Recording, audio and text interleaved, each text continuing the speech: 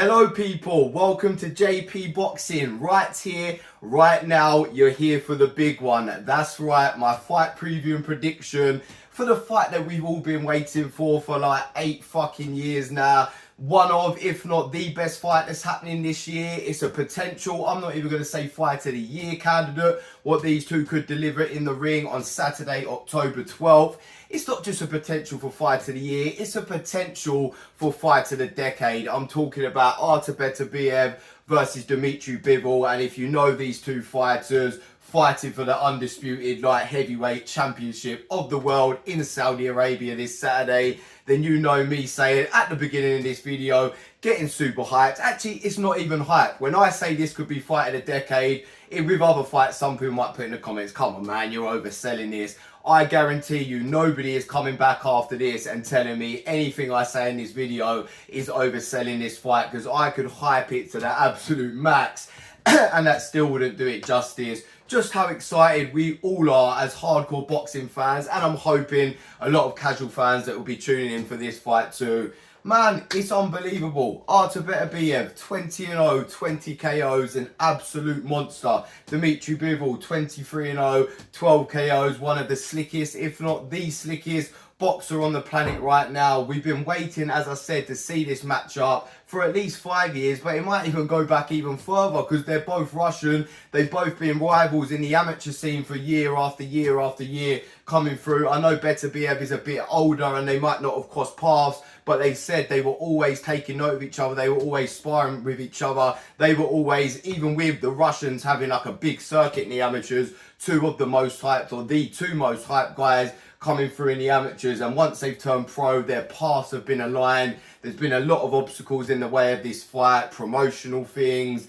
I'm not going to say money or anything like that with these guys, but just the money not being there to put on this fight, the deserving amount of money to be put on there, put up for this fight. Thank God Turkey's come in and said, fuck all that, how much you need, because let's make this fight right here, right now. They're going to go at it, man. For the picture I always put for the background here, I was thinking to do the belts, like Beterbiev with his 3 belts, Bivol with his 1 belt, because you know here we don't count the IBO. But yeah, I thought, nah, fuck it. Let me get them face to face, because you know that in their heads right now, when they came face to face for the first time properly here, they might have met before, they might mix in the same circuits and stuff, but when they've come face to face for the first time for their fight, it's a bit like Spence versus Crawford type of vibe, where you know, just for so long in Beterbiev's ear and in his training camps, people are like, when are you going to fight Bivol? We need to see you fight Bivol. Stop ducking Bivol. And it's the same for Bivol the other way around. Spence and Crawford put it all on the line. We saw the greatness that happened there. Crawford dominated and came out on top. With Bivol versus Beterbiev, I highly doubt it's going to be one-sided at all. We've got a 50-50 matchup here. Let's do enough. That's enough selling it now. Let's jump into my prediction, because that's what you came for. I'm sure you're intrigued which way I'm going to go. Even if you don't massively rate my boxing knowledge or don't rate it at all, if you're the same as me here, I'm so intrigued to see how everyone is picking this fight, because Beterbiev has looked absolutely unbeatable throughout every fight of his career, or pretty much every round. The same with Beterbiev Bivol, barely lost a round throughout of his career. They've both been levels above everyone they've been in the ring with. Bivol's been in the ring with Canelo and looked levels and levels above him. Beterbiev's obliterated Callum Johnson, Gvozdyk, who was an elite fighter at the time, Marcus Brown, Joe Smith Jr., Anthony Yard, Callum Smith, like, got rid of them, deported of them, or whatever the word that's escaping me there, disposed of them, sorry, not deported, that was a bit weird there, disposed of them with absolute ease.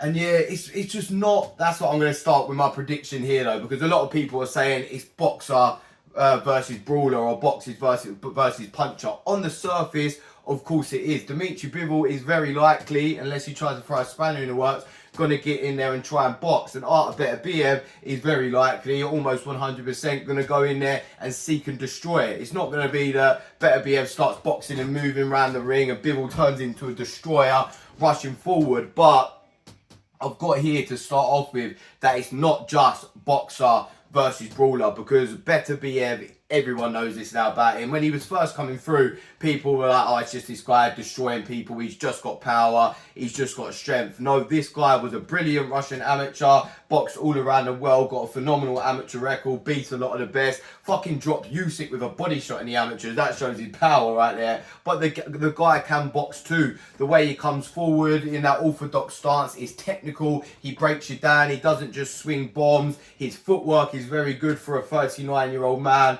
We'll go on to talk about age in a minute, because that it could be not a fully decided factor, but definitely something to talk about here. But yeah, Beterbiev is a smart boxing brain, got a really good jab. He picks his shots, his footwork's good, his head movement's good, his range up and down with shots, his timing, it's all very good, man. And Beterbiev Bivol, we know he's outboxed everyone he's ever been in the ring with, doesn't really like to sit down on his punches too much. But when he does, Bivol gets the knockout. When you've seen him actually land a clean right hand or land a left hook, land an uppercut, he turns people lights out, like he did in the against the guy in his last fight. Got the stoppage there. You'll remember when he first burst on the scene. The first time I saw Bivol live, I'd heard of him before, but actually watching him was on that Monaco show. Sorry, that's hard to say. When he landed that right hand on Broadhurst, looked like it barely clipped him, and put the guy's lights out, and put the world boxing world on notice then, the light heavyweight division on notice, that he was coming through. Since then, he did go the distance in all his fights for like 6 years. But obviously, as I said, sat down on his punches, proved the point a little bit more in his last fight. Maybe that was just to show Beterbiev, because obviously that was meant to be the night they were fighting. Like, when you get in the ring with me, I'm not just going to box a move. I've got the power to hurt you too.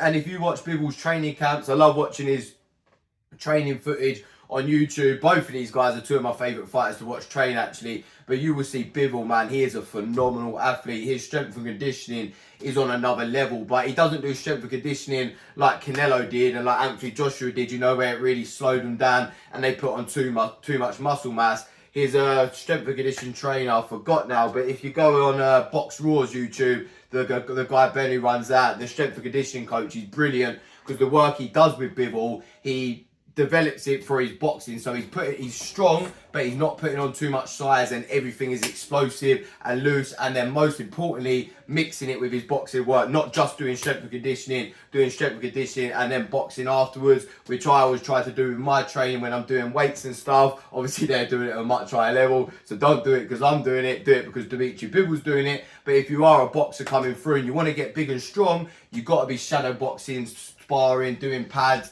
stuff like that after you've done your strength training, so you stay loose and the muscles don't tighten up. So yeah, a bit of advice there. If it works for Beterbiev Bivol, then obviously it's the advice to take.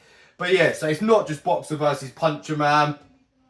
But that is going to be the game plan they're very likely going to come in with. I can't see any of them trying to mix it up. You've got to do what you can do best when you're up against a guy who is on your level, the only guy in the world probably that is on your level, and your legacy making fight, the fight that you're always going to be remembered for. Don't start trying to do something different now. Do what has always worked in your career. So the start of this fight is very important. Let's get into how it's going to go now, or how I think it's going to go, because no one knows for sure how it's going to go, of course.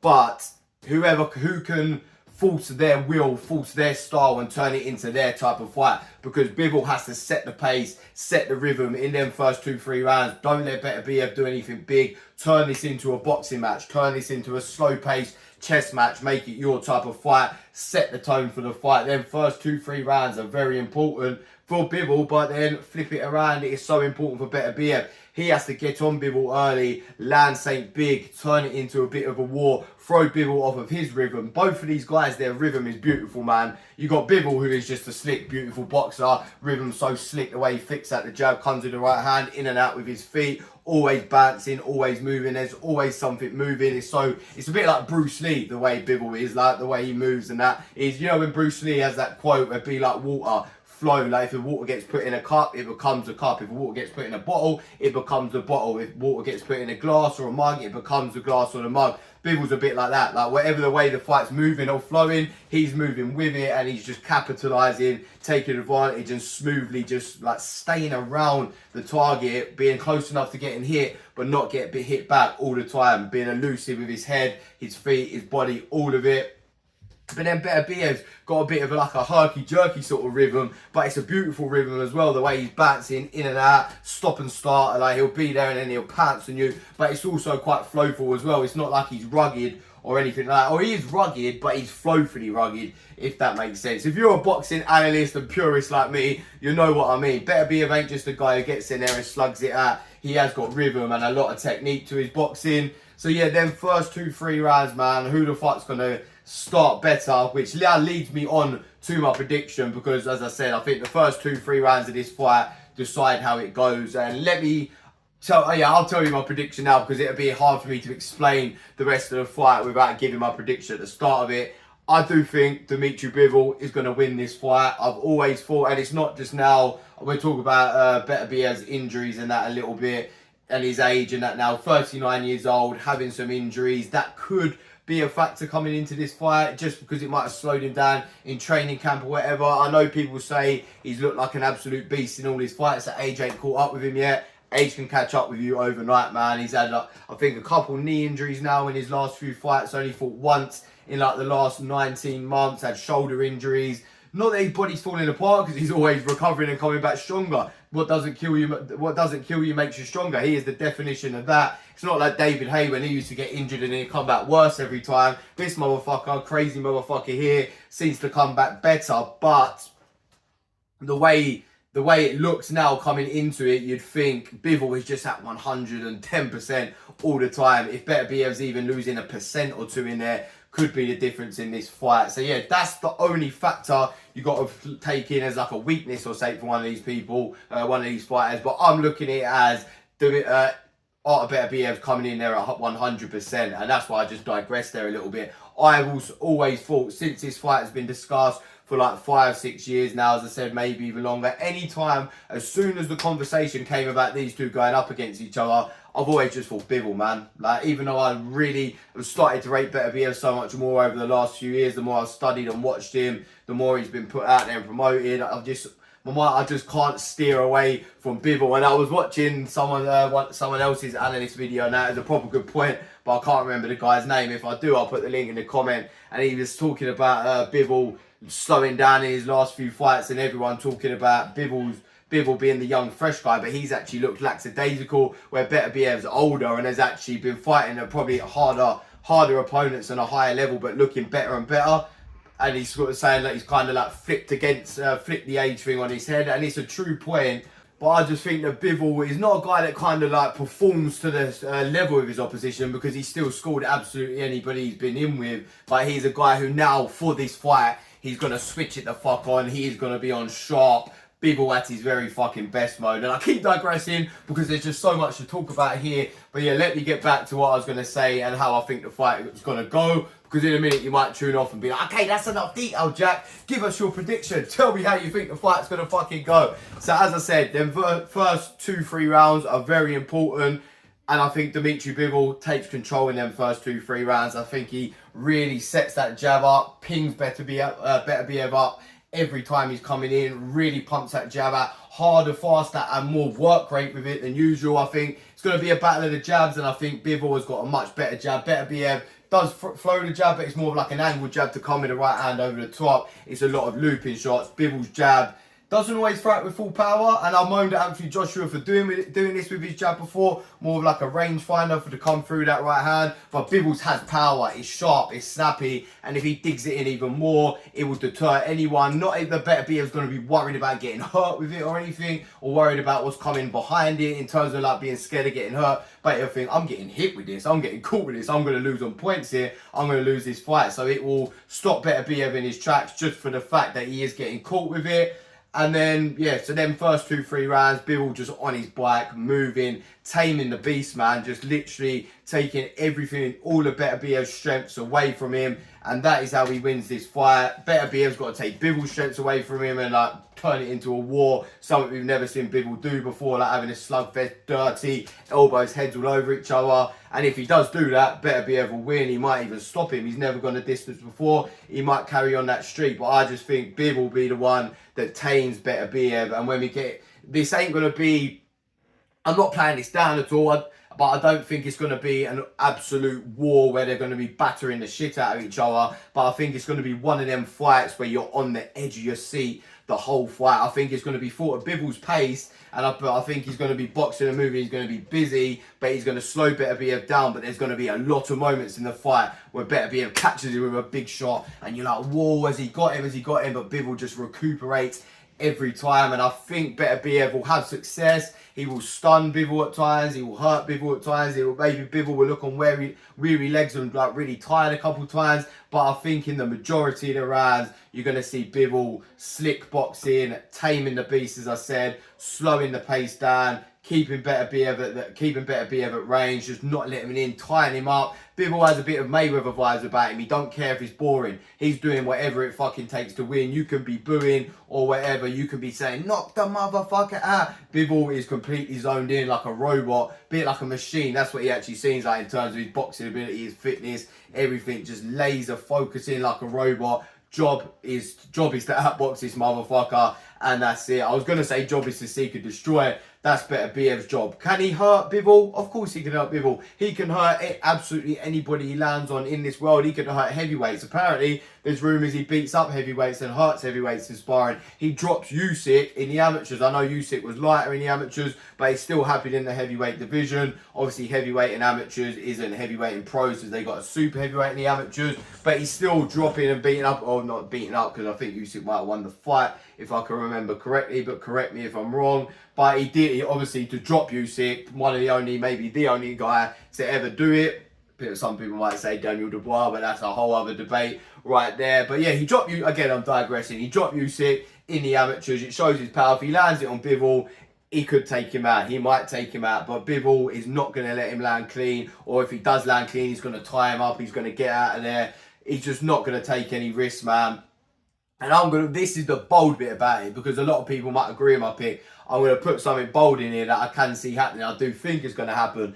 Everyone thinking Beterbiev's going to hurt Bivol if he lands on him. I said, yeah, at the start of this video, what did I say? Bivol ain't just a boxer. When he sits down on his shots, he's got a lot of power. I think at some point in the second half of this fight, he's going to catch Beterbiev with a shot coming in, and he's going to have him all over the place. I'm going to say in round 9, I think it's going to be similar to, like, you know, when Usyk had Fury all over the place. The guy with the power, the guy that you didn't expect to have the power, hurting the one you thought would have the power to stop that guy, absolutely flipping it around that moment. You're like, oh my God, has he got him here? Because Beterbiev has been dropped. He has been hurt. He got dropped by Callum Johnson, who might hit more of like with thudding power than Dimitri Bivol, but is nowhere near the level of Bivol and doesn't have that sharp, explosive, snappy power. We've seen Beterbiev hurt and wobbled at other times. Bivol's never really been hurt. So I think it's more likely that Bivol catches Beterbiev here, especially in the later rounds when they're both starting to slow down a bit. I think he'll keep his neatness and form more. Beterbiev might get a bit desperate, walk onto something. I don't think he'll go down. I think he's a tough motherfucker. I think it'll be a wobbly leg, like I said, like Fury around the ring for like a minute or so, but he'll recover. But it's just another stamp on the thing of Bivol winning the fight. I'm going to say like a 9-3 on rounds, maybe an 8-4, maybe a knockdown in there for Bivol. But yeah, that's my prediction, man. Bivol unanimous decision. I've always thought he'd be able to tame the beast in Beterbiev. But as I said, man, this is a 50-50 fight. If you're putting money on Beterbiev, it's smart money. If you're putting money on Bivol, it's smart money. I ain't disagreeing with anybody's pick for this fight, because they're both so fucking good. They can do anything. But then it's also so hard to see either of them losing. It's phenomenal, man. I can't fucking wait for it. I know you guys can't either.